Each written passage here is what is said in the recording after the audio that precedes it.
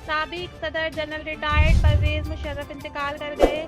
Media reports के मुताबिक पाकिस्तान के साबिक सदर और साबिक army chief general retired Pervez Musharraf मुत्तहदा अरब इमारात के शहर दुबई में इंतकाल कर गए हैं। इनकी वफात के हवाले से सिफारती ज़राए ने भी तस्दीक कर दी है। बताया गया है कि साबिक सदर परवेज मुशर्रफ तवील अरसे से बीमार थे, जिसके बाइस वो दुबई में अमेरिकन अस्पताल में ज़ेरे इलाज थे।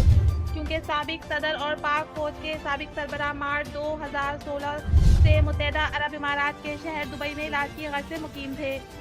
अस्करी ज़राए से भी साबिक सदर के इंतकाल की खबर की तस्दीक हुई है और इम्कान जाहिर किया जा रहा है कि साबिक आर्मी चीफ का जसद खाकी पाकिस्तान लाया जाएगा।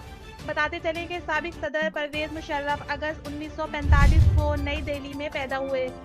1964 में पाकिस्तान आर्मी में भी शामिल हुए।